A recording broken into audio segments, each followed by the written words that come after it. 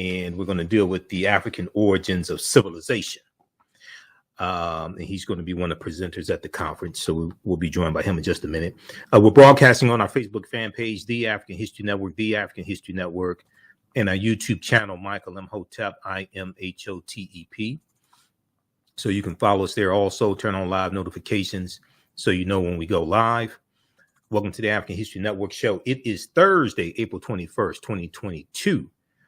And we are live. Calling numbers 313-778-7600. 313-778-7600 is the call-in number if you have a question or comment. Today is also the 6th anniversary of the passing of the one and only Prince, Prince Rogers Nelson, who passed away on April 21st, 2016. And the whole world was stunned. So I did some postings on our Facebook fan page today, the African History Network, as well, commemorating the 6th anniversary of the passing of Prince. All right. So we're going to talk to Jabari here in just a second. Let me know when we have him on the line, Shakita. And then also we're going to squeeze in this other story here that I haven't been able to really get to the past couple of days. So a lot of people know that a federal judge overturned a federal judge struck down the policy from the CDC to extend the mask mandate on planes and trains and transit systems, etc. Okay. This was a federal judge that Donald Trump nominated. And she was deemed unfit to be a federal judge by the I think it was the American Bar Association. She was deemed unfit to be a federal judge. Okay. She's 33 years old, lifetime appointment. She was an associate attorney and she had never tried a case. And she's making a ruling that impacts the lives of millions of people. U.S. District Judge Catherine Kimball Mizell for the Middle District of Florida ruled that the travel mask mandate was, quote, was unlawful, arguing that the CDC had overstepped its legal authority by imposing the mandate in February 2021. And her ruling was ridiculous. It came out today that the Department of Justice is going to appeal. We'll talk some about this as well, okay? On the African History Network show, we focus on educating, empowering, and inspiring people of African descent throughout the diaspora and around the world, because right now it's correct your own behavior, what you do for yourself, what you do to yourself, and what you allow other people to do to you and get away with is based upon what you think about yourself. What you think about yourself is based upon what you have been taught about yourself. What you've been taught about yourself is based upon everything you've read, heard, and seen about yourself. So when you control the radius of a man or woman's thoughts, you control the circumference of his or her actions, because the mind can't do or teach what it doesn't know. We'll give you some more information about the One Africa Power and Unity Conference. We have the information up at our website, AfricanHistoryNetwork.com. Also, we'll let you know about our new online class that starts up on Saturday, April 23rd, Ancient Kemet, the Moors, and the Maafa, Understanding the Transatlantic Slave Trade, what they didn't teach you in school. Okay, do we have Jabari on the line?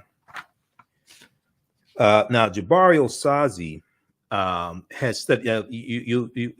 You'll see him in the documentary Hidden Colors 5, and I've talked to Jabari. We've met in person previously at one of the conferences. I can't remember which one. He's a brilliant brother, brilliant historian, and we're going to talk some about the African origins of civilization, which is going to be his presentation at the One Africa Power and Unity Conference. Okay. All right. So let me pull this up here. All right. So Jabari Osaze has studied ancient Africa for over 30 years, focusing primarily on ancient Kemet or Egypt, focusing primarily on ancient Kemet, ancient Egyptian history and spirituality, ancient Egyptian history and spirituality. Brother Osaze has led annual study tours to Egypt since 2002 in partnership. The Brother Osazi has led annual study tours to Egypt since 2002 in partnership with African Genesis Institute. He has toured Egypt over 20 times, more than 3,000 people seeking to uncover the wisdom and accomplishments of ancient Africans have taken these epic journeys. He has also led study tours to other areas in Africa, including Ethiopia and Ghana. Okay, we're gonna get him on in just a few minutes. We're having a problem getting him on. I know he's traveling right now. He's on the road, so we'll get him on here in just a minute. Okay, now,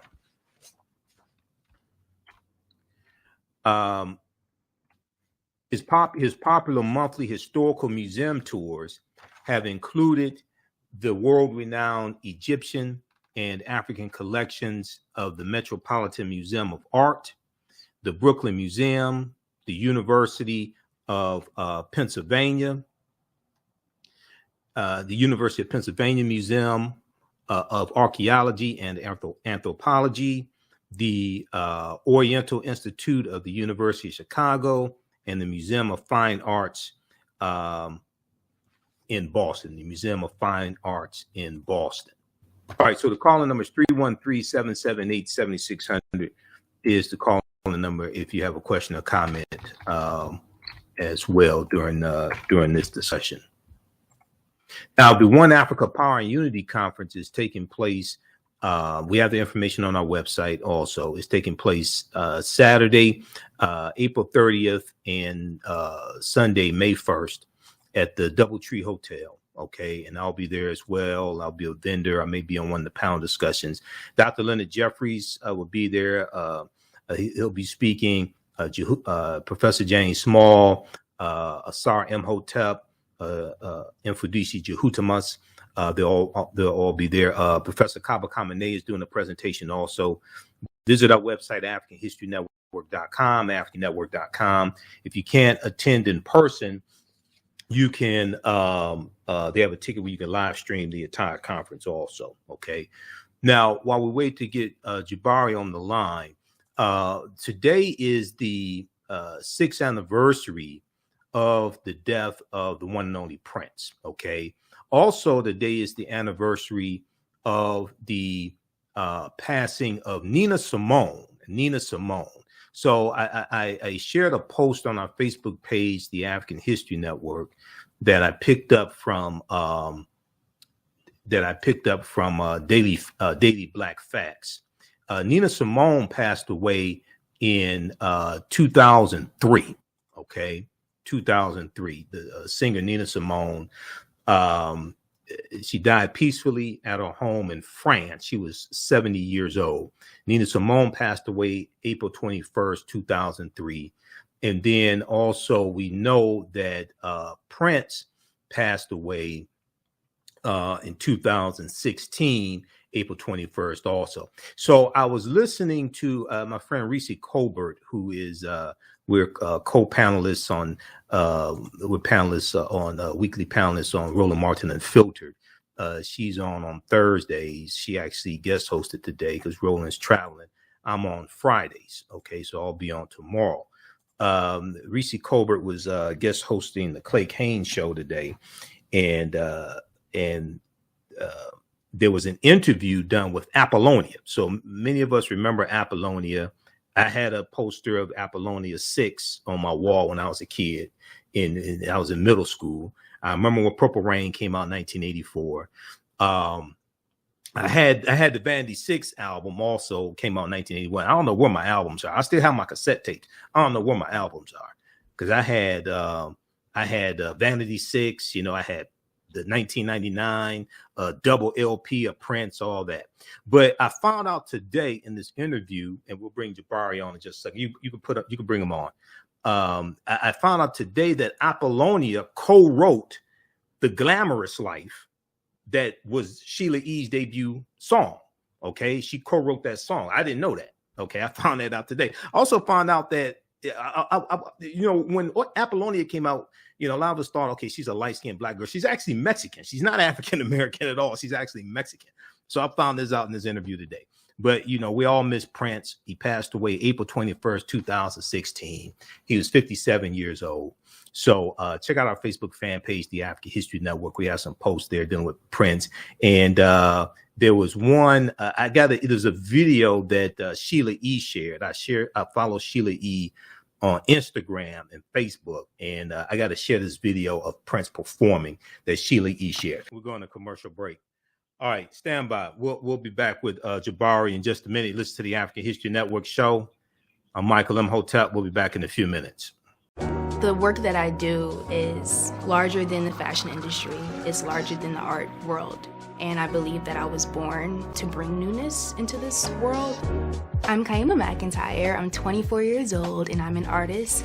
I create everything from paintings to jewelry design, metaphysical jewelry to be specific, and fashion design.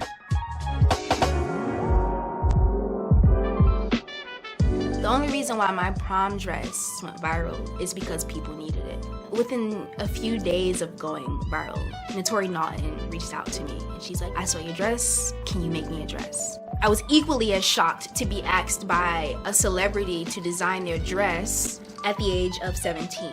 That's just one person, and the list just continues to go on to Janet Jackson, to Tyra Banks. It really hits home. That means that the discussion is happening on the grounds in real time.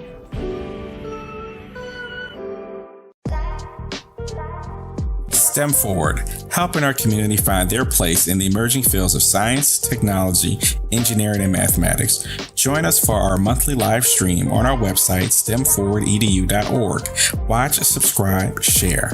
Also join our mailing list to stay up to date with STEM resources and opportunities. STEM Forward, the future is now. Watch, subscribe, share.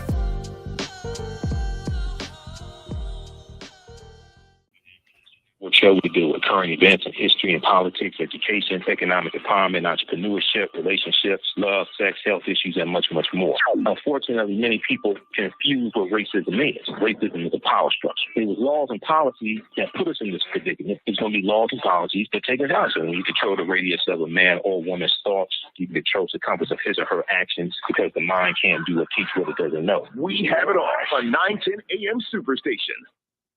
Welcome back to the African History Network show right here on 910 AM Superstation and Future Radio. I'm your host, Brother Michael Imhotep. It is Thursday, April 21st, 2022, and we are live. We have a new section of Ancient Kemet, the Moors, and the Maafa, Understanding the Transatlantic Slave Trade, what they didn't teach you in school, starting up on Saturday, April 23rd, 2022. So visit our website, AfricanHistoryNetwork.com. You can register for that 10-week online course. We deal with thousands of years of history and what leads up to the transatlantic slave trade taking place. Class is regularly $130, on sale $80. Even after the course is over with, you'll still have access to the full class. You can go back and watch the full course. Okay, so visit our website, AfricanHistoryNetwork.com. That class is 2 p.m. to 4 p.m. Eastern Standard Time. And this Sunday, on the Sunday show, we should have Dr. Leonard Jeffries back on, as well as Professor James Small. We're going to have Taki Grant, who's the executive producer of the film Hapi, and we'll also have Sister Felicia on as well. So we're going to have a jam-packed show this Sunday. Okay, now Sundays, we're on 2 hours earlier. We're on Sundays, 9 p.m. to 11 p.m. Eastern Standard Time, the African History Network show. Okay, so look out for the show Sunday. Okay, while we wait on Brother Jabari to come on, I want to go to this. I want to go to this second story here. There was a article I posted twice. It's on our Facebook fan page, The African History Network. This deals with the Bank of England revealing that they owned almost 600 slaves. Okay, and let me find this one here. This was an article from the Daily Mail. Bank of England discovers it owned 599 slaves in Grenada in the 1770s. Okay, claiming it was never directly involved in the slave trade. Okay, so this was a new development, and check out this article here from the Daily Mail. Now, this piece came out April 15th, 2022, from the Daily Mail. And when the article came out, I posted it then on our Facebook fan page, The African History Network. But I reposted it again today. So check this one out. Bank of England discovers it owned 599 slaves in Grenada in the 1770s after claiming it was never directly involved in the slave trade. Put Jabari on, please. The Bank of England owned 599 slaves when it bought 2 plantations in the 1770s. The revelation came to light in research after the 2020 Black Lives Matter protest. A new exhibition showcases the bank's links to slavery as it acknowledges the past. Okay, so we want to welcome to the African History Network show for the first time, Jabari Osaze. Hotep, brother, how you doing today? How are you? Oh, I'm all right, man. I'm all right. I know. Can you hear me? Hotep. Yeah, I can hear you. I can hear you, brother. All right. I know you were traveling when I talked to you about 45 minutes ago, man. I know you're on the road, so hopefully you're stationary by now. Yeah. Okay. I am stationary. Thank you. All right. Excellent. Excellent. Well, look, you are one of the esteemed presenters who are going to be here in Detroit for the One Africa Power and Unity Conference coming up April 30th and Saturday, April 30th and Sunday, May 1st. And your presentation is on the African origins of civilization. And you talk about the link to Dr. Shenkat Diop or Diop. So give us a synopsis of what you're going to talk about. Yes. Well, first, let me say peace to your entire audience, to the family. Oh, thank you. I have really been, it's my honor to be here because I know the important work that our dear brother Michael Imhotep has been doing for such a long period of time. So thanks. I'm really honored to be here. I'm going to say that one of the most important individuals that our community has spawned, that our nation, that our people has spawned, is the incredible ancestor, Dr. Shenkat Diop. Yes. And his monumental work, The African Origin of Civilization, is really the impetus for the presentation I'll be doing. I'm really excited to come to Detroit and do this presentation that will really look at the African legacy from 2 different vantage points.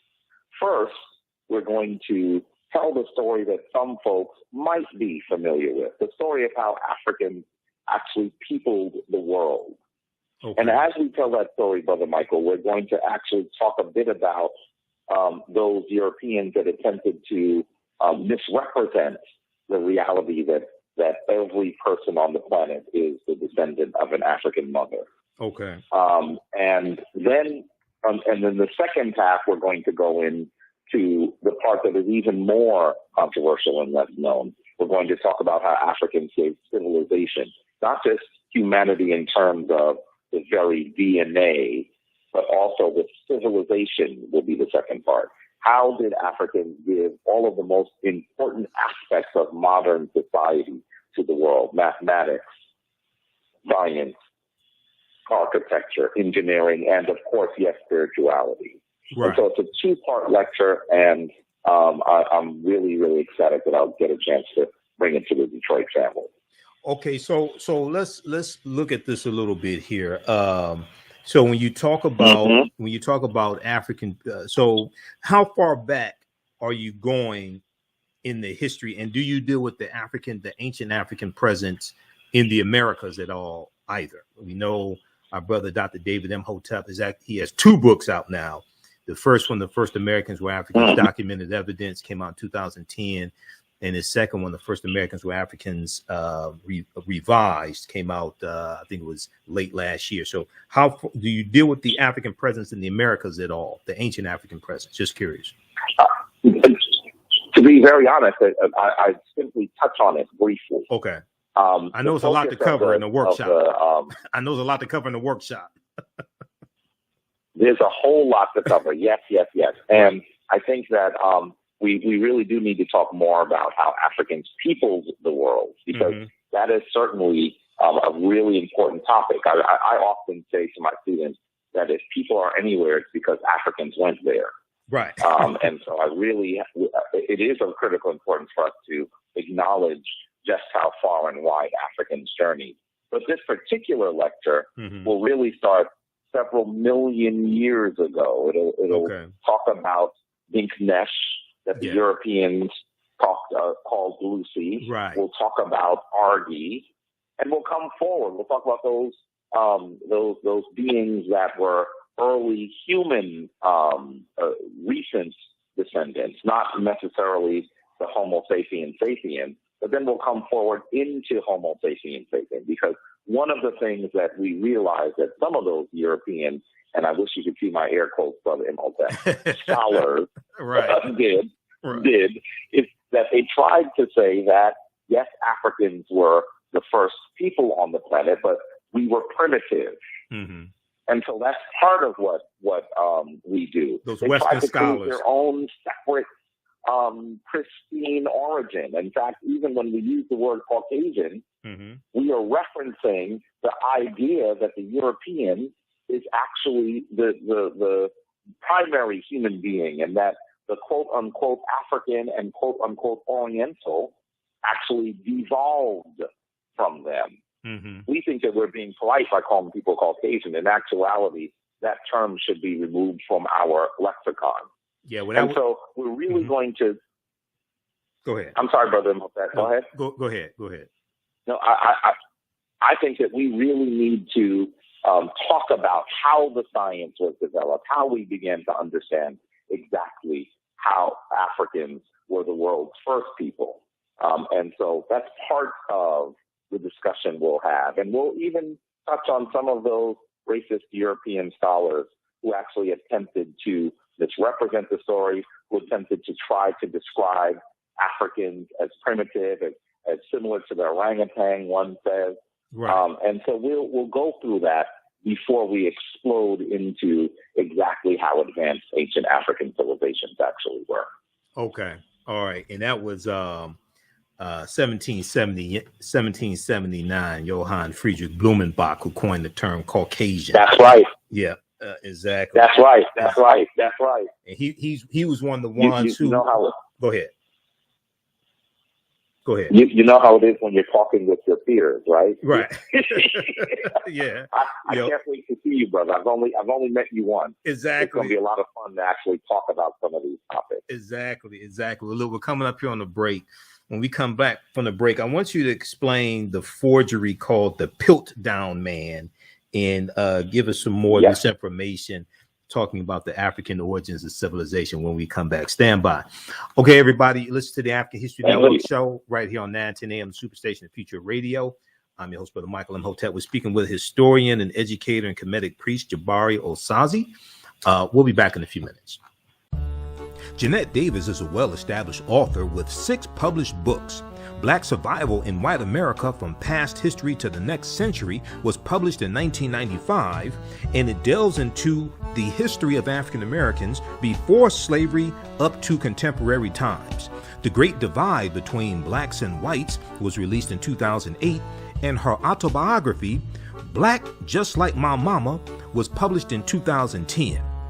Soulful Journey, The Business of Beings, was released in December 2021, and her 2 latest books, Echoes from the Heart, Love Throws Poetry, and Master Being Human, were both published in January of 2022. Jeanette Davis' writings delve deeply into the psyche of Black people from ancient to contemporary times. She cuts no corners and leaves no stones unturned in relating truth, letting the chips fall where they may on both African and European doorsteps. Order Jeanette Davis's books today at Amazon.com. Search for Jeanette Davis and get to know her work today. iRedify is a Black-owned digital platform that showcases Black and Brown cultures and people. The books on the platform are written by African American authors, Afro-Caribbean authors, African authors, and so much more. Kids 14 and under can read ebooks, listen to audiobooks, and complete learning activities. Kids can even write in the books digitally. Get unlimited access to everything on the platform for only $8.99 a month at iRedify.com. Sign up for your membership today.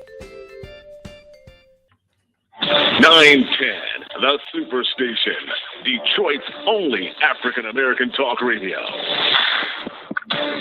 Welcome back to the African History Network show right here on 910 AM, the Superstation, the Future Radio. All right.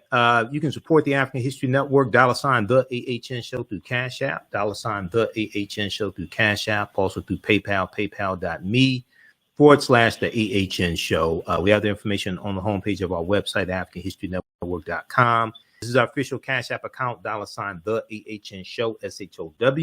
When you go to it, it says Michael, shows my picture there. These other ones here are fake African History Network Cash App accounts, and I was actually able to make contact with Cash App. They launched an investigation, I think it was 3 days ago, into these fake African History Network Cash App accounts. Okay, so I'm trying to get them shut down because they've been stealing money from us. And then also the yellow PayPal donate button, and we have information about the One Africa Power and Unity Conference, and our online course, that's 10-week online course that starts up Saturday, April 23rd, 2 p.m. to 4 p.m. Eastern Standard Time. Ancient Kemet, the Moors, and the Maafa, understanding the transatlantic slave trade, what they didn't teach you in school. All right, we want to welcome back to the show, Jabari Osaze. Okay, so Jabari, right before the break, you were giving us a synopsis of what you're going to talk about in your workshop at the conference. And you were talking about Dignesh, which means you are amazing. Yeah. And it was Dr. Yosef Ben Yakinen that named her Dignesh. We know the Europeans called her Lucy. The archaeological team was listening to the song Lucy in the Sky with Diamonds by the Beatles. They called her Lucy. Dr. Ben said, Dr. Yosef Ben Yakinen said that she's an African woman. She must have an African name. So he named her Dignesh. So talk about Piltdown Man, which was a forgery, an archaeological forgery. Talk about that for a minute, please. Brother Michael, I'm going to tell you that this case is quite fascinating. And in many ways, it actually demonstrates how far individuals will go to misrepresent the history of the world and the role that Africans played in it. It is absolutely fascinating. Well, just understand that we're talking about the early 1900s. This is when this occurred. This is before DNA has come into its own as a scientific a tool to be used to tell the story of humanity. And so we should know that in 1912, two scholars, air quotes again, Charles Dawson and Arthur Smith Woodward, actually came forward to report that they had found the quote-unquote missing link. They had found an early ancestor to Homo sapiens sapiens, the modern human being, in the area of Piltdown around England. And the argument they were making was that this fossil proved that in Europe, modern humans actually developed. That this fossil showed that this being had a large cranial capacity. So this was a thinking being, but it existed before Homo sapiens sapiens. They were trying to argue that Europeans had, in many ways, a separate origin. That yes, primitive humans might have come from Africa, but that in actuality, modern humans were actually Europeans. And the thing that I think is so interesting is that for literally 40 years, 40 years, it seems that it was it really was the standard that everyone actually responded to. It was in medical textbooks, geology textbooks. We should know that both of these men were represented very, very heavily at the British Museum, at the British Royal College of Surgeons. These were folks that had credentials that could not be matched. Right. But we know now that they were lying, that they had created a forgery so that they could pretend that Europeans were something different, something more advanced than their African ancestors. Okay. All right. Excellent. Excellent. Now, in your presentation, in your intro on today's show, you talked about ancient Africans who gave humanity the most important aspects of modern society: science, literature, mathematics, architecture, and spirituality. If we look, for instance, at spirituality, because this is an interesting time of the year, we just had Easter, right? Easter, Ostara. We just had that, and then every year, around Easter, they show the Ten Commandments movie, okay, with Charlton Heston and Yul Brynner, and you got these Europeans taking the identities of African people. They have Yul Brynner as Ramesses, and they have I forgot the white woman that played Nefertari, okay, in ancient Egypt. But talk about what Africa gave to the world when it comes to spirituality, because so many of us have been taught to hate Africa.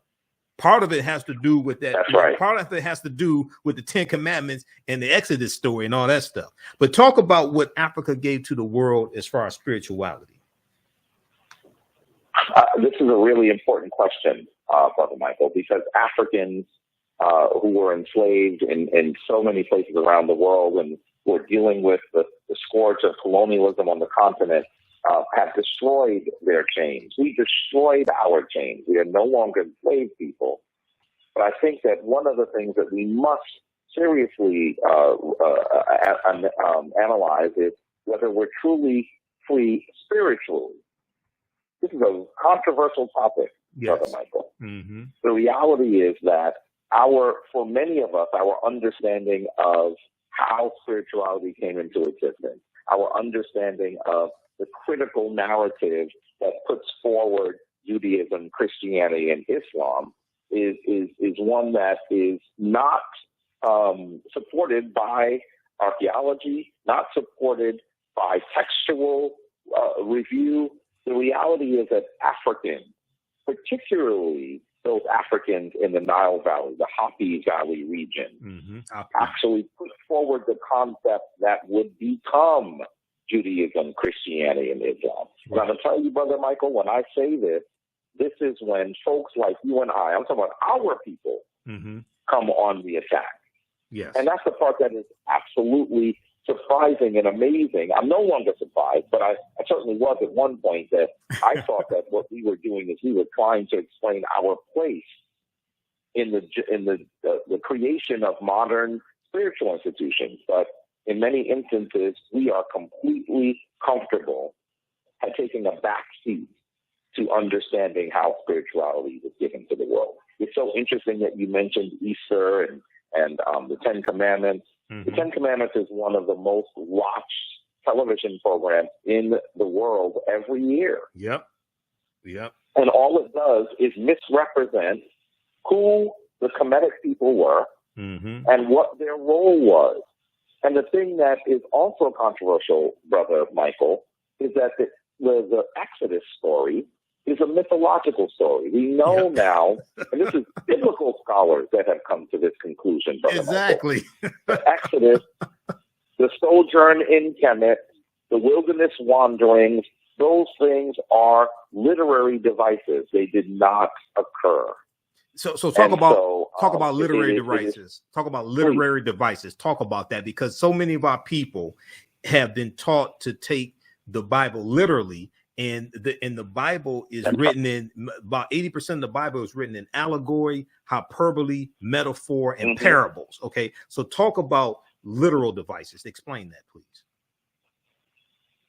One of the things that we see occur is that the Bible and even the Torah, the earlier Jewish texts, have borrowed heavily from other texts that existed in the area of the Mediterranean that Europeans would like to call the Near East. Right. Of course, I don't call it the Near East or the Middle East because I don't think that I should carve up the world based on where Europeans live. Right. And that's one of the reasons why those terms exist. But understand that as we look at the story of the Exodus, we recognize that there are numerous anachronisms, things that could not have occurred at the time period that we've been given.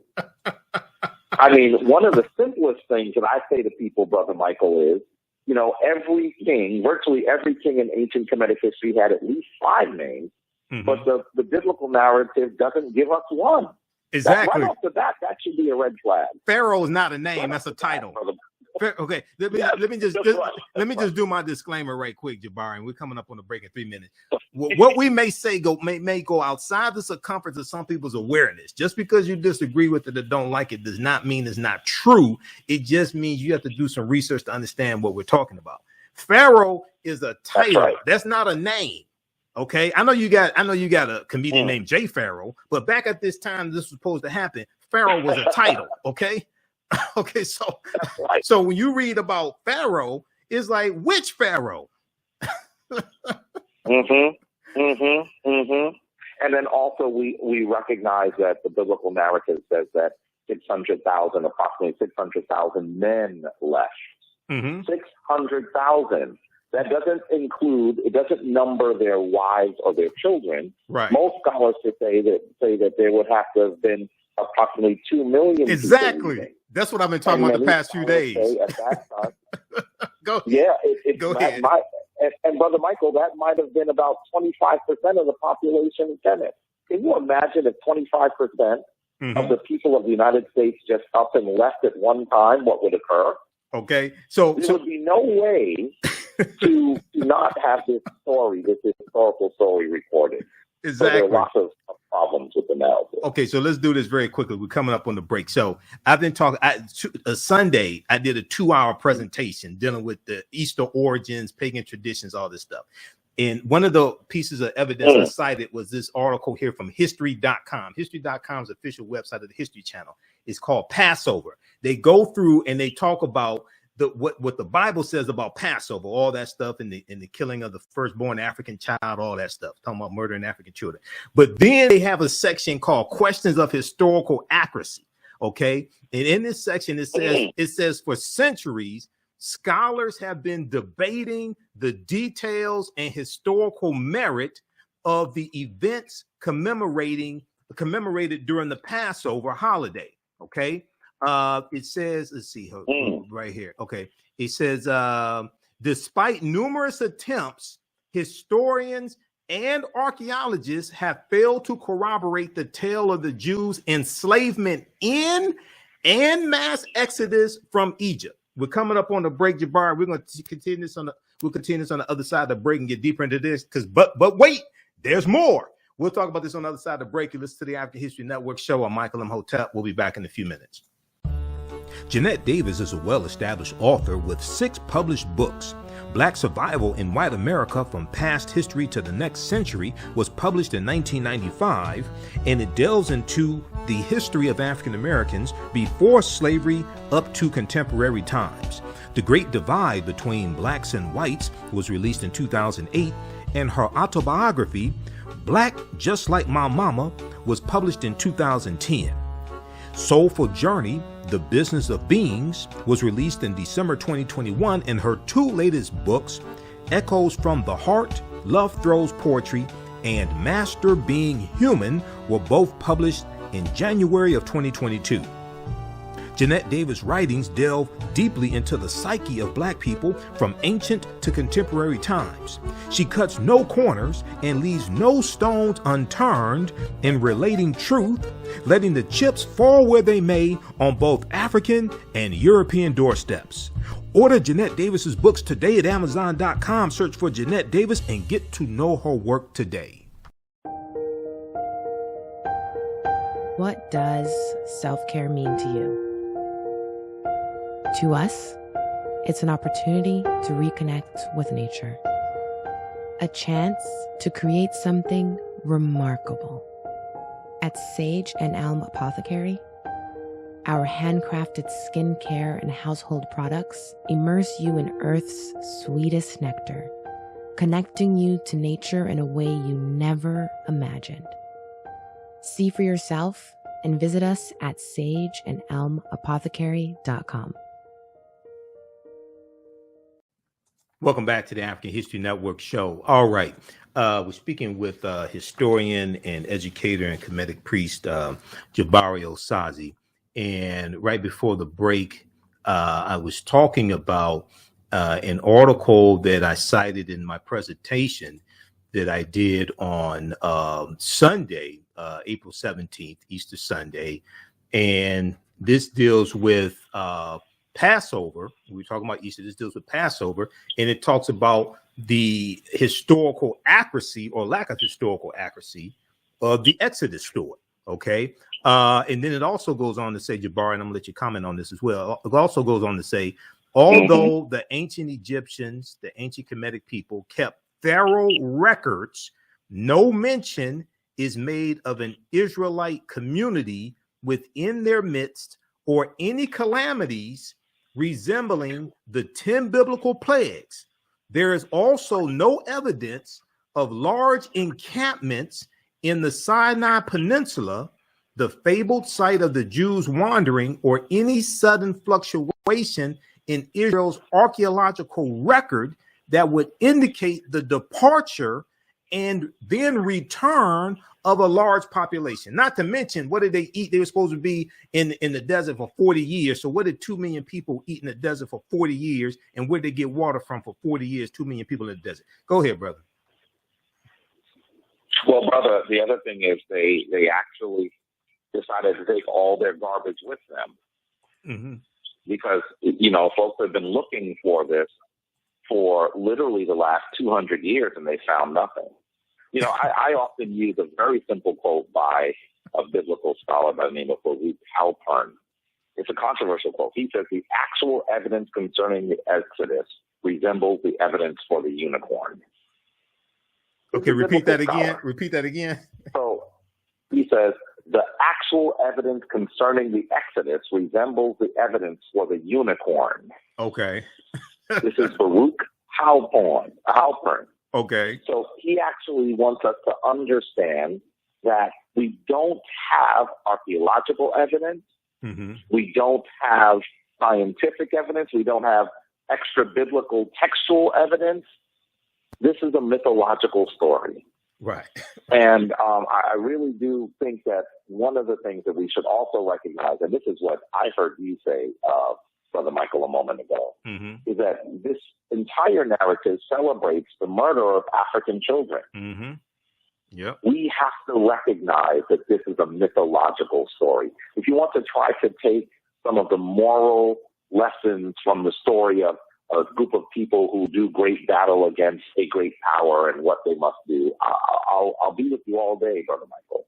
But when you try to make this a historical narrative, and you're talking about evil African rulers and murdered African innocents, you're going to have to run into me, an African historian, for its veracity. And that's the challenge that I think that we have. And it sounds like you and I have been ringing the same bell right.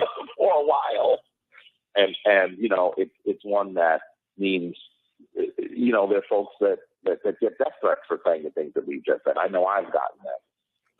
And the reality is all we're trying to do is accurately describe the history of ancient Africa. That's all we're trying to do. And get people to think. If you want to be a Christian, I'm not saying don't be a Christian. I'm saying think.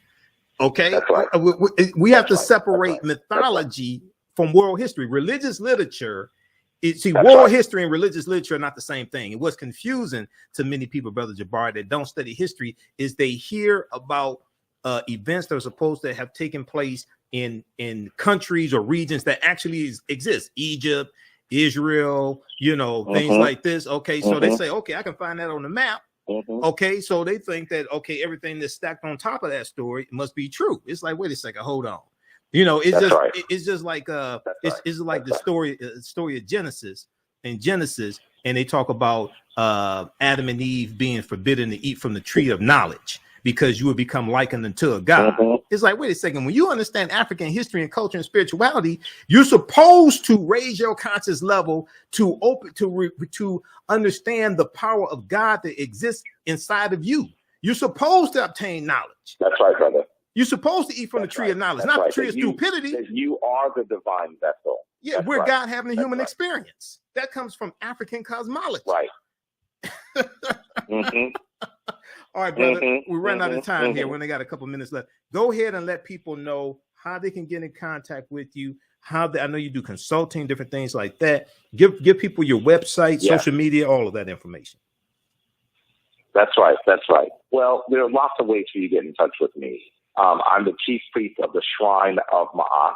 Okay. So if you go to Shrine of Ma'at, Ma'at spelled M-A-A-T, shrineofma'at.org, you'll get access to me. Okay, shrineofma'at.org. Give us the website. .org. Yes. Okay. Yes, that's .org. Okay. And for my lectures and my courses, you can get access to those to Center for Ma'at. Ma'at being spelled M-A-A-T as in Tom. And so when you go to those places, you'll get access to me. But I'm going to say to you, I am honored to speak to a powerful brother out of Motor City. Yeah. I'm coming to Motor City April 30th and May 1st for the One Africa Conference. So if you really want to connect, that's one of the best ways to do so. Come to the conference. If you can't be there, make sure that you are watching the stream. Exactly. Go to hopifilm.com and you're going to get access. Well, we have it at AfricanHistoryNetwork.com. We have it at AfricanHistoryNetwork.com. It's on our website with the link. We posted the link here also. You can go to hopifilm.com, but go to AfricanHistoryNetwork.com. We have the information right on the homepage. All right, brother. I'll see you here in Detroit. I'll be there. I'll have a vendor booth. I think I may be on one of the panels also, but I'll see you. We're gonna have a good time, man. We can talk there and do a couple of interviews too. Brother, I can't wait to see you, brother. All right. We'll talk soon. All right, brother. Hotep. Peace. Thanks for coming on tonight. Peace. All right. Peace. Okay, everybody. That is brother Jabari Osaze. Powerful brother. Brilliant. Brilliant historian. Okay, those watching on Facebook and YouTube, keep watching. Follow us on our fan page, The African History Network, our YouTube channel, Michael Imhotep, IMHOTEP. Turn on live notifications so you know when we go live. Give us a thumbs up, give us a heart, give us a like.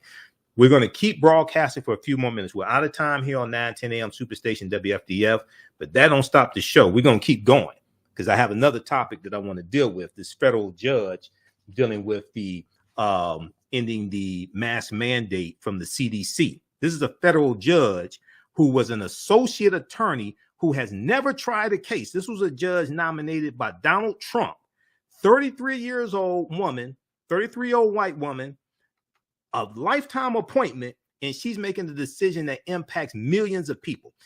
Right now, it's correct. Wrong behavior is not over till we win Wakanda forever. We'll talk to you tomorrow. I'll be on Roland Martin Unfiltered on Friday. We'll have the information on our website about that. And then our Sunday show, 9 p.m. to 11 p.m. Eastern Standard Time. We should have Dr. Leonard Jeffries, Professor James Small, and some other stuff going on. We'll talk to you next time. Peace. All right. Stand by, everybody. Stand by. Okay. If you like this type of information, everybody, you can support the African History Network. This supports the research, supports what we do. Even though I'm on 9:10 a.m. Superstation WFDF, I don't get paid. They don't pay me to do radio. Okay. They just don't charge me airtime, but I don't get paid. So I have to finance all this stuff. Okay. So we're celebrating our 12th year anniversary of me broadcasting the African History Network show. This is one of the reasons why I had to figure out a way to contact Cash App, because I've been dealing with these fake African History Network Cash App accounts for about 6 months now. Okay. And I've finally been able to really make contact with somebody at Cash App, and we've been corresponding through email, and they've launched an investigation.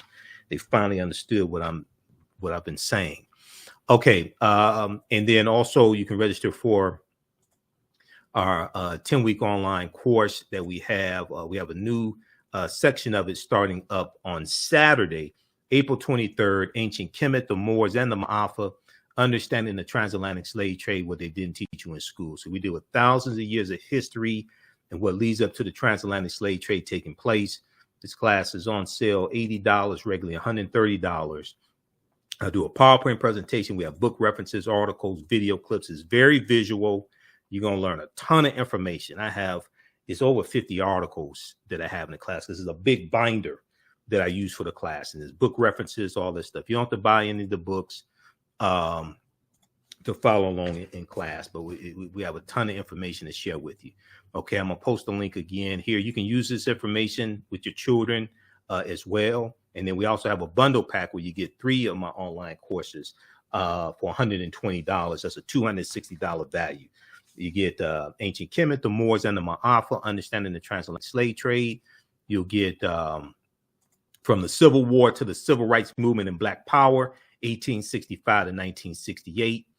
That class, we deal with history from 1803 through 1968. We start with the Louisiana Purchase of 1803, and we talk some about the Haitian Revolution, and we deal with history chronologically through to see what leads to the war, to the Civil War taking place.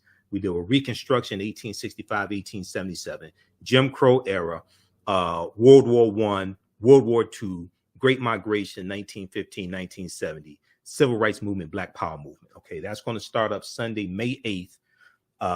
And as soon as you register for that, there's bonus content you can start watching.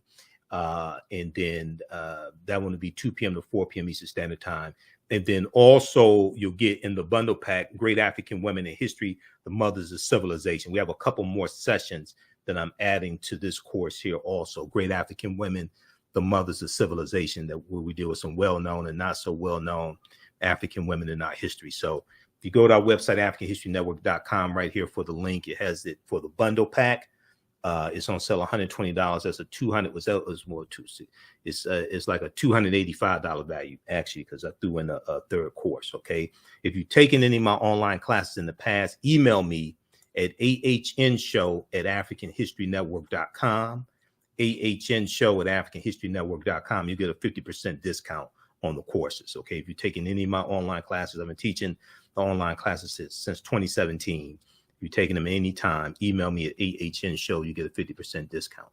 Okay, I want to go to this next story here, and I wanted to talk about it a couple of nights ago, but we've been so busy and we've had so many interviews. I didn't get a chance to get to this one here. Okay, so there's a article from there was one article that I saw from New York Times, and also there's one from NBC News. Let me see. The one from NBC News is this one here. Let's pull this up. And there's a clip I want to go to also. Okay, Justice Department appeals ruling lifting transit mask mandate after CDC request. Okay, Justice Department appeals ruling lifting transit mask mandate after CDC request. The CDC said Center for Disease Control said on Wednesday, at this time, an order requiring making the indoor transportation corridor remains necessary for the public health. At this time, an order requiring masking in the indoor transportation corridor remains necessary for the public health. Now, this is an example of how elections have consequences and what happens when you have a simple Simon-ass person like Donald Trump as president, because the federal judge who made this ruling that puts the lives of millions of people in jeopardy was nominated by dumbass Donald Trump, and she's a member of the Federalist Society. Okay, so this is what I was warning people about in 2016 leading up to the election, and people thought it was just about an election between one person and another person. No, it's not. No, the Trump supporters said this is about the Supreme Court. They said this is elections about the Supreme Court and the federal bench. And Donald Trump got 226 federal judges confirmed, which is a lifetime appointment. All right, and I want to pull up this other article here from the New York Times. We have the live updates from the New York Times also. I want to pull this up as well. All right, let's look at this here.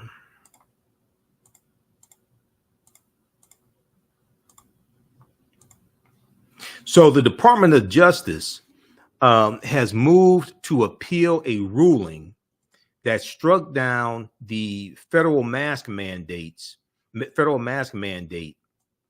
on planes, trains, and transit systems after a request by the Center for Disease Control and Prevention, the CDC. The CDC said in a statement on Wednesday that at this time, an order requiring masking in the indoor transportation corridor remains necessary for the public health, adding that it has asked the Justice Department to proceed with an appeal.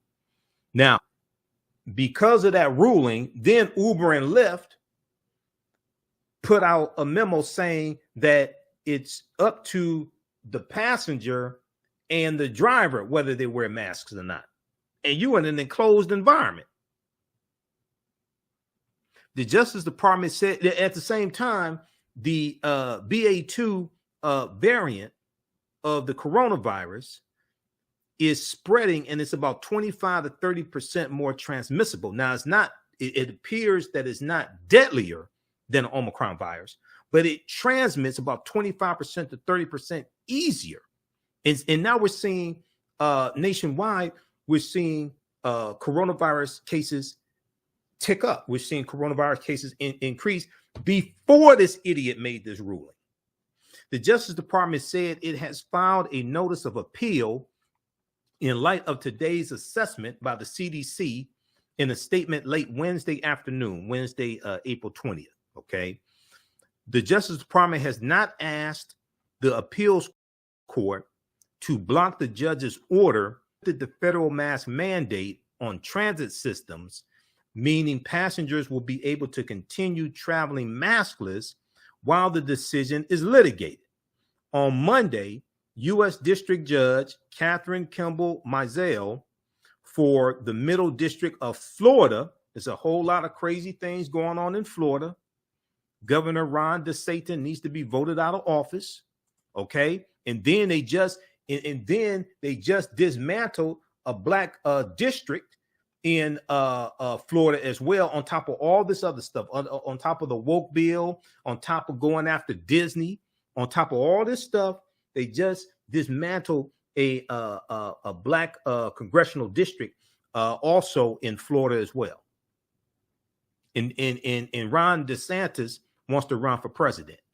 This is why I told people in Florida it was in 2018 when Andrew Gillum was running. I said, dude, you got to vote for Andrew Gillum in Florida.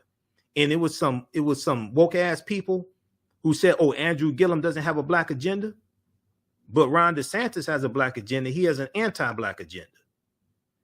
And an anti-black agenda is worse than not having a black agenda. Ron DeSantis has an anti-black agenda. And people were so busy trying to be woke, they didn't realize it. They didn't see it. I was warning them about Ron DeSantis then.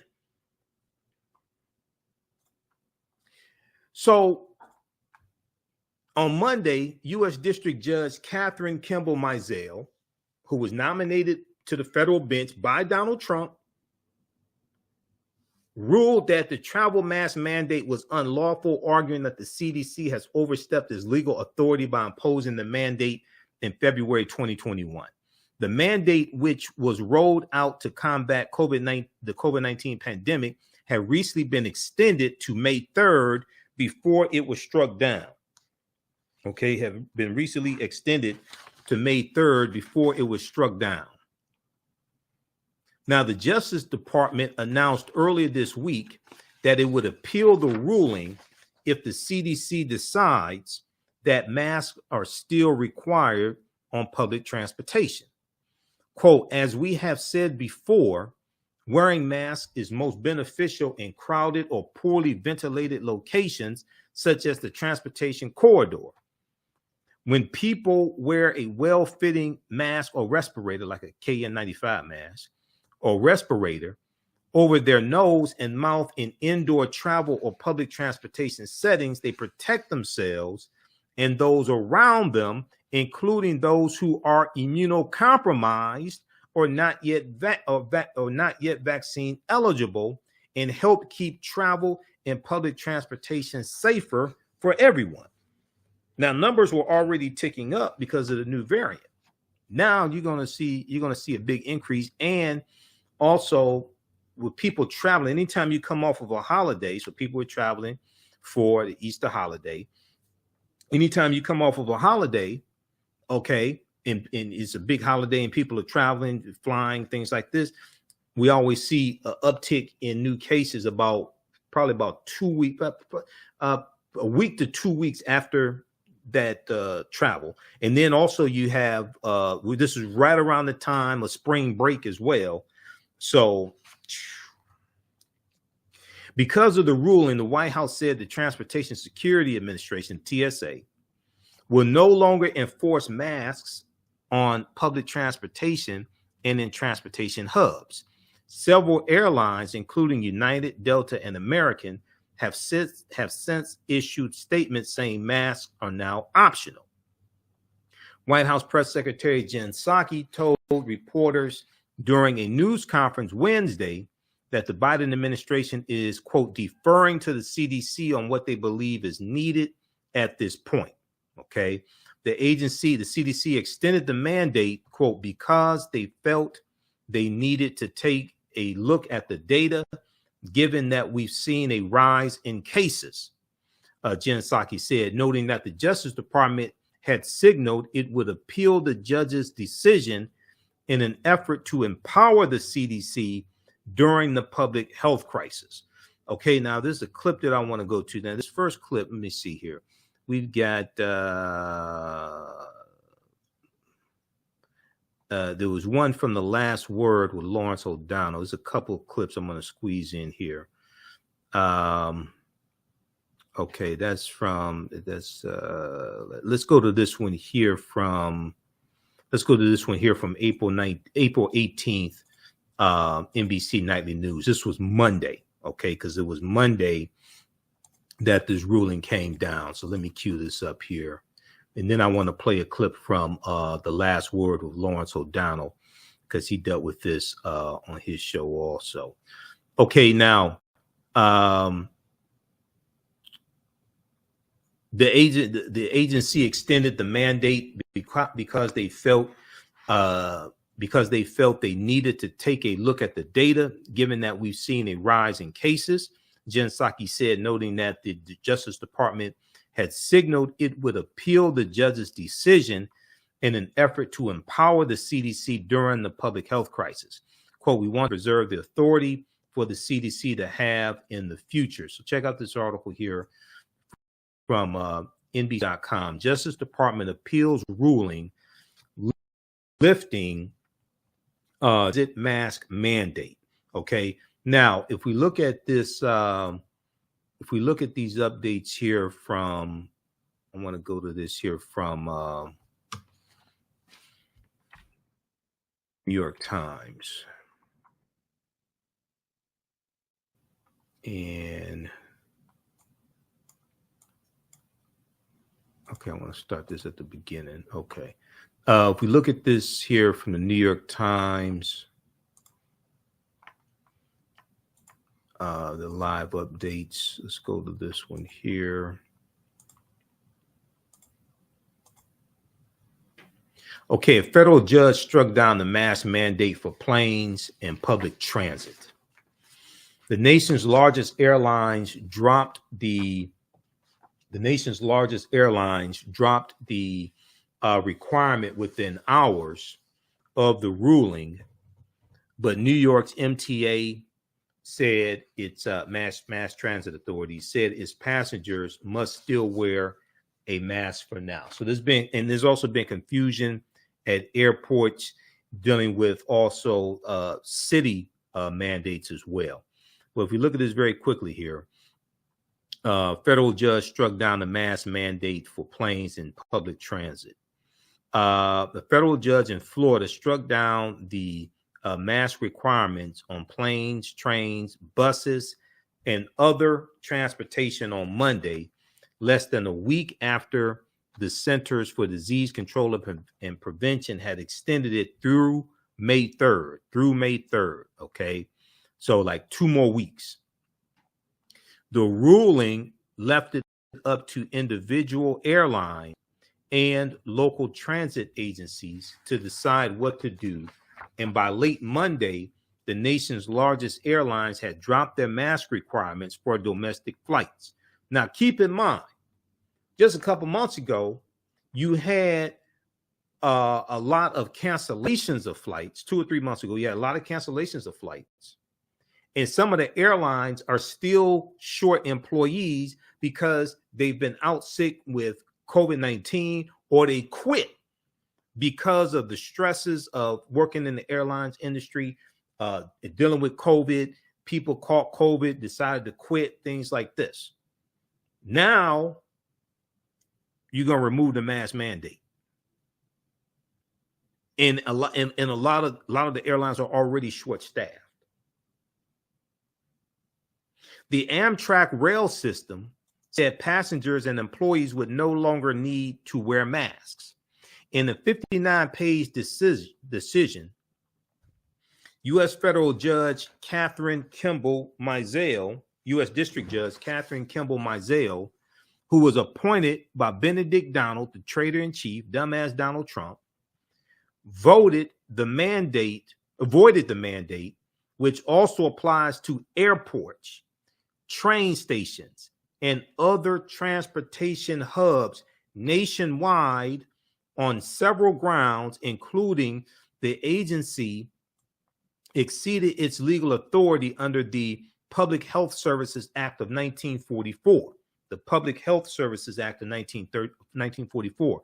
Because of the ruling, the masking order was not in effect for the time being, and TSA would not enforce it, a Biden administration official said on Monday evening. Okay, so TSA is not enforcing the mask mandate. I want to go to this clip here from NBC Nightly News. Let's go to this. This is from Monday, April 18th. Hold on. The government cannot enforce the mask. At home, news about the future of those mask mandates. A federal judge in Florida ruled that the government cannot enforce the mask mandate on planes and other public transit, ending a rule that's been in place for 14 months. And already some airlines are dropping their mask requirements on board. Let's bring in Pete Williams. Pete, what did the judge say? Well, this came in a lawsuit filed by a conservative group and 2 women who said wearing a face mask caused them anxiety and panic attacks. The judge said the CDC did not have the legal authority to impose the mask mandate and that the government broke the law by doing it without first seeking public comment. Federal Judge Catherine Kimball Mizell, a Trump appointee, said she had to make her ruling apply nationwide, writing, "How is the ride-sharing driver, flight attendant, or bus driver to know that somebody is a plaintiff to this lawsuit with permission to enter mask-free?" So she struck the mandate down, Lester. So what is the immediate effect, Pete, for someone that's going to catch a train right now or heading to the airport? Well, the mandate tonight is all but dead. The administration says it's considering its options, but TSA is notifying airlines and other mass transit systems that it is not now in effect. And at least 2 airlines are saying tonight that they will no longer require face masks. The current mandate was to expire in 2 weeks anyway. Even so, CDC still recommends wearing one in crowded places. Okay, yeah, it's common sense. You definitely wear one in crowded places. Problem is, a lot of people don't have common sense. Okay, now I want to go to this other clip here. This is from The Last Word with Lawrence O'Donnell. Trump as a federal judge. CDC mask rule nixed by Trump-picked judge. Okay, and let's just cue up this. They got to play this ad.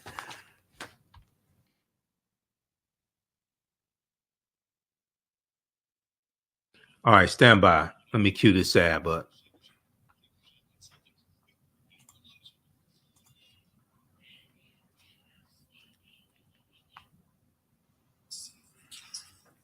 okay, let's go to this clip here. And Lawrence O'Donnell speaking with former U.S. Senator Claire McCaskill, Democrat from Missouri, and also Eugene Robinson, who's an opinion writer for the Washington Post. Let's go to the second clip.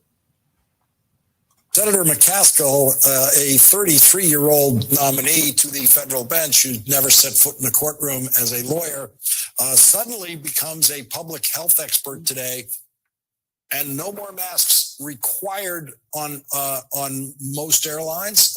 Some airlines have the right to maintain that rule if they want to, and we all personally have the right to wear masks, as I will be on any future airline flights, just when I was getting used to going back to the airport. This shows you once again the importance of having that power to appoint federal judges. Yeah, elections really do matter. They matter in big ways and small ways. And I think the qualification that this very young woman had was that the same year she graduated from law school, which was a mere 8 years before she was given a lifetime appointment to the federal bench, she also joined the Federalist Society. So she was young, she was Federalist Society, therefore she could become a judge. And I was startled by the language in this opinion, where without sourcing, she makes these pronouncements about the good that masks do or don't do, when she obviously is clueless. And the vast majority of scientific evidence is masks have saved millions of lives over the last 2.5 years. Gene Robinson, this was basically Donald Trump as a federal judge today. Yeah, it absolutely reads like Donald Trump as a federal judge, just making these sometimes non sequitur pronouncements that are not based on any discernible fact, or not referenced, no facts referenced at least, in making these conclusions. And, you know, as you said, elections matter. Only the 2020 election, the Republican Party decided it didn't matter, right? And so even though Donald Trump had lost and was trying to illegally, unconstitutionally, to overturn the result, his party went ahead and on a party line vote confirmed a judge he had nominated who was rated not qualified. And I wonder, I mean, Claire could tell me, but I really wonder if that would have happened in the before times. When there was some order and stability to our political system. Okay, so that's from that's a clip from The Last Word, MSNBC, Monday, April 18th. So U.S. District Judge Catherine Kimball, who's 33 years old, federal judge, lifetime appointment. Okay, and Donald Trump, with the help of Mitch McConnell, who was Senate Majority Leader, reshaped the federal bench. Trump got 1/4 of the federal judges confirmed. He got 226 federal judges confirmed. So she was deemed unfit to be a federal judge by the American Bar Association, and McConnell and the Republicans in the Senate confirmed her anyway. And the Heritage Foundation and the Federalist Society were given Trump lists of ultra-conservative, young, largely white male judges to choose from to nominate for the federal bench and also for the Supreme Court. And people thought the 2016 election was about one person versus another person. Do you realize that? Okay, so Clarence Thomas is still on the Supreme Court.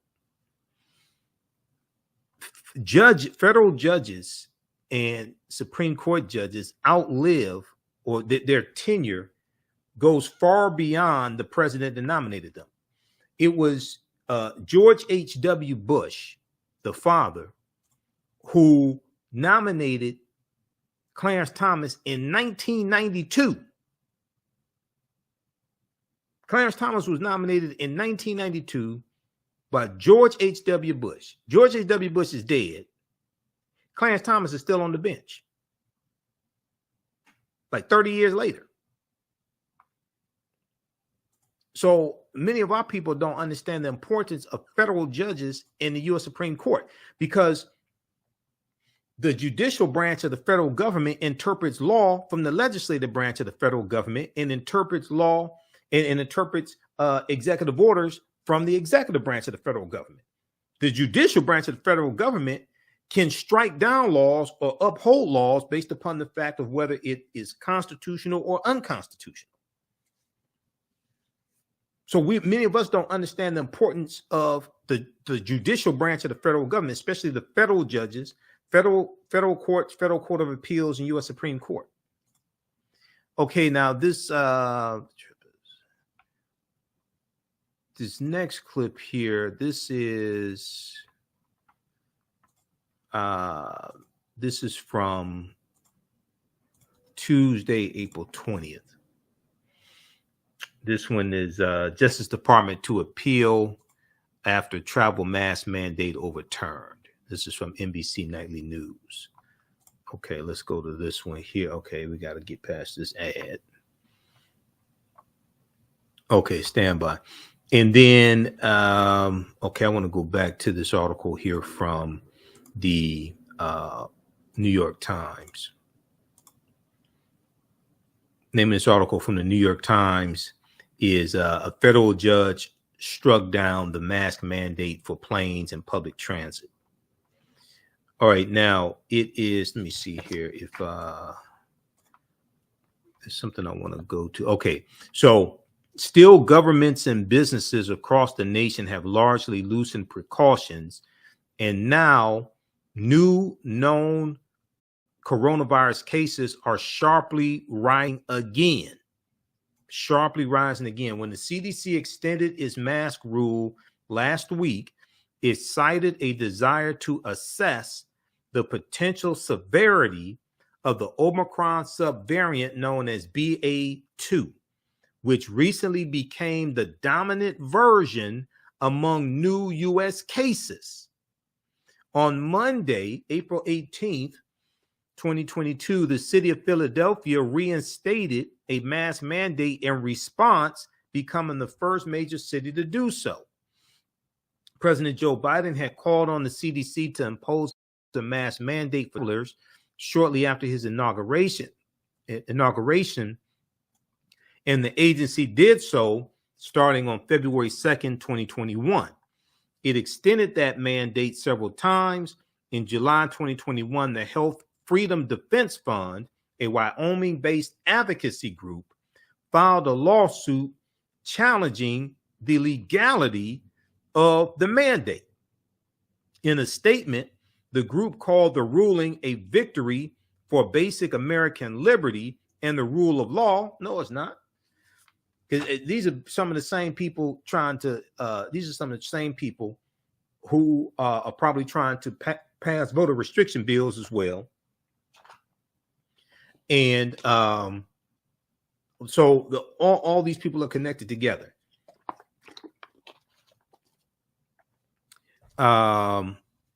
Okay, more nonsense. In her ruling, Judge Mizell adopted a narrow interpretation of the authority Congress granted to the CDC to issue rules aimed at preventing the interstate spread of communicable diseases.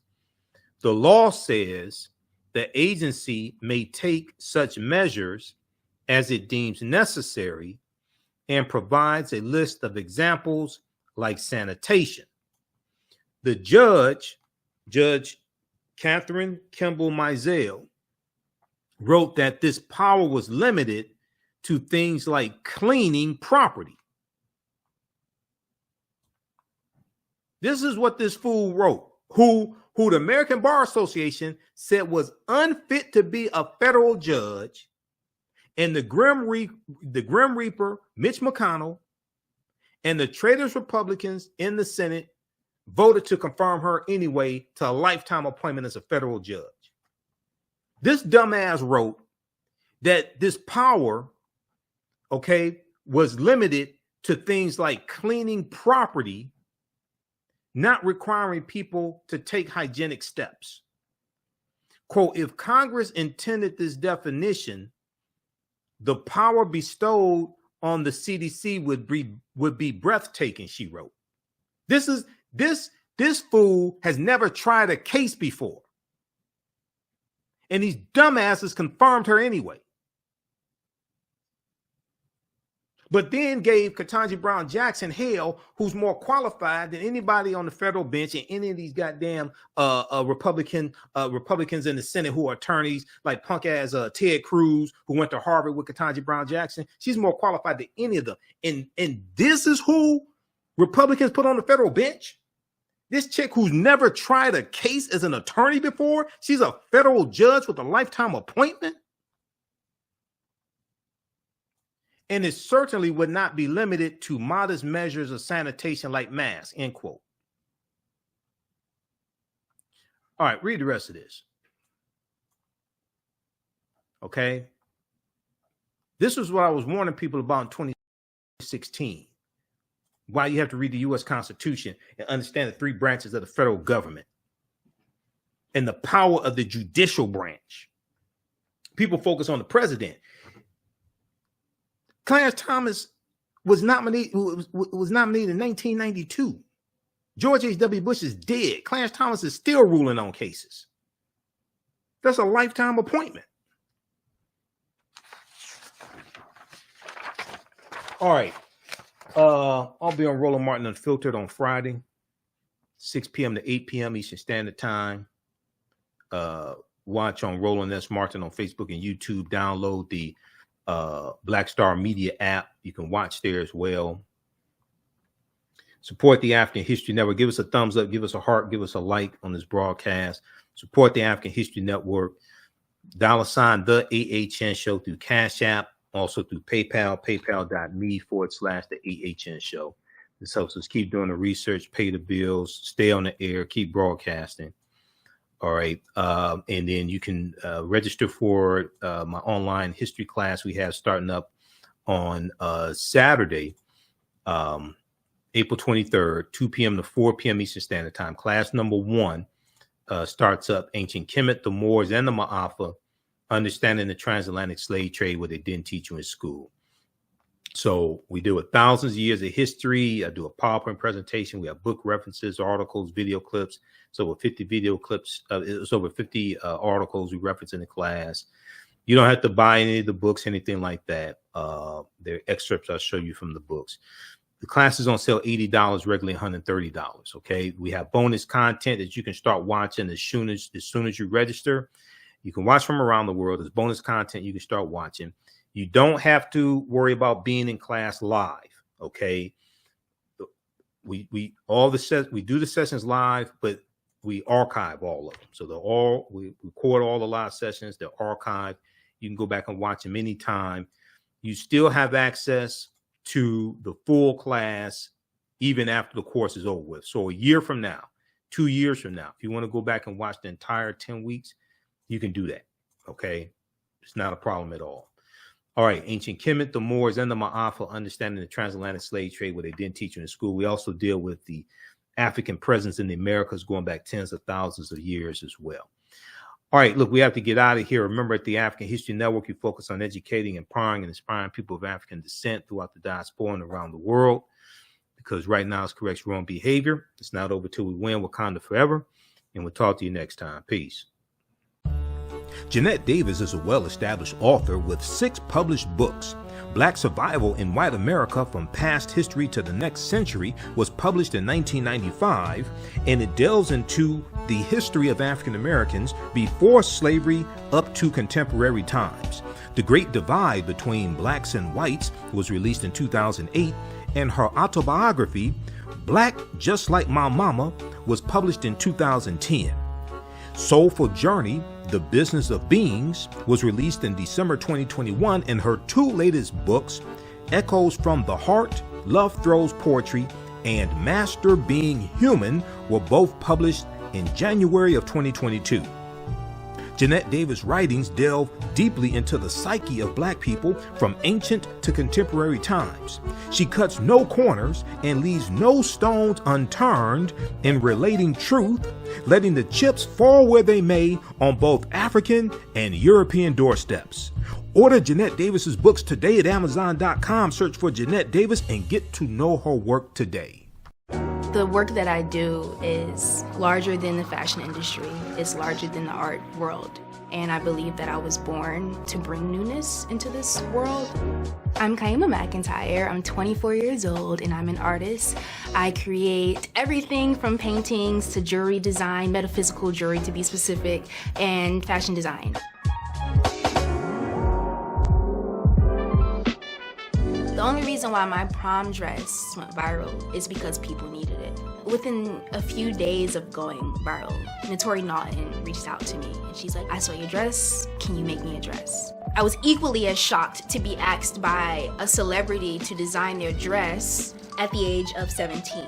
That's just one person, and the list just continues to go on to Janet Jackson, to Tyra Banks. It really hits home. That means that the discussion is happening on the grounds in real time.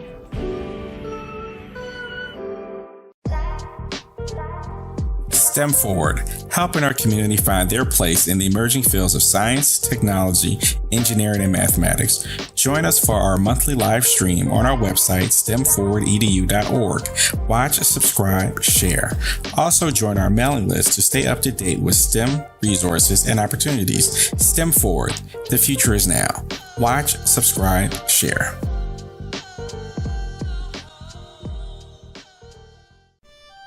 Abundant Capital Group is a real estate investment company with over 20 years of experience in real estate. They specialize in two areas of real estate.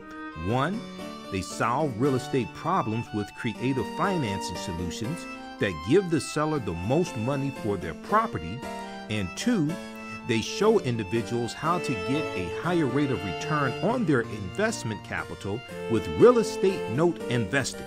If you are looking to sell or need to sell your property, here is what they provide. Market value offer, even if you have little or no equity. They typically pay all closing costs, which can be thousands of dollars. They close on a date of the seller's choosing, and the seller does not have to be out of the house at the time of closing. They take the property in an as-is condition, and the seller is not required to make any repairs. Give them a call or email them today for a free consultation and see how they can help you with your real estate needs. Call them at 973-475-8488. That's 973-475-8488. Visit their website, abundantcapitalgroup.com. That's abundantcapitalgroup.com. And email them at acg@abundantcapitalgroup.com.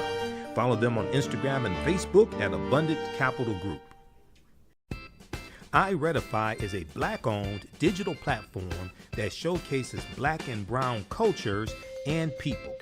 The books on the platform are written by African American authors, Afro-Caribbean authors, African authors, and so much more. Kids 14 and under can read ebooks, listen to audiobooks, and complete learning activities. Kids can even write in the books digitally. Get unlimited access to everything on the platform for only $8.99 a month at iRedify.com. Sign up for your membership today.